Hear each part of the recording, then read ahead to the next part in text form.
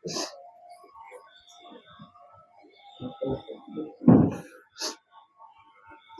ូមលំអរកាយក្រាបថ្វាយបង្គំសូមជម្រាបសួរជនរួមជាតិរួមភាសាចាថ្ងៃនេះខ្ញុំមក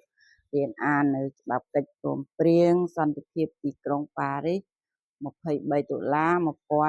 1991ដែលជាច្បាប់អន្តរជាតិស្តីពីកម្ពុជាចាបងប្អូនច្បាប់នេះមាន4កិច្ចព្រមព្រៀងធំមានចំណងជើងថាកិច្ចព្រមព្រៀងស្តីពីដំណោះស្រាយនយោបាយ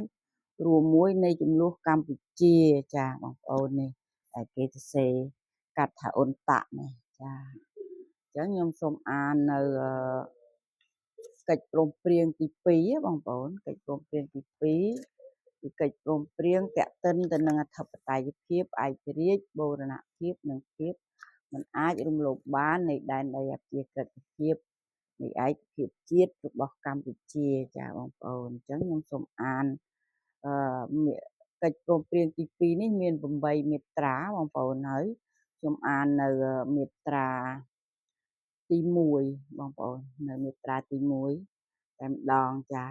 កម្ពុជាតាមរយៈឯកសារនេះសន្យាយ៉ាងឧឡារិកថានឹងថែរក្សានិងការពារអធិបតេយ្យភាពឯករាជ្យបូរណភាព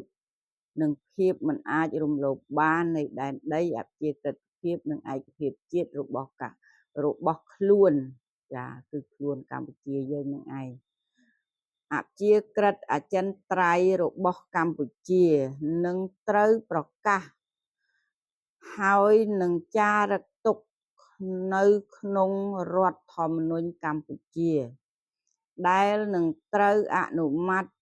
ក្រោយពីការបោះឆ្នោតដោយសេរីនិងត្រឹមត្រូវចាដើម្បីសម្រេចទិសដៅនេះកម្ពុជាសន្យាថាជៀសវាងអំពើណាមួយ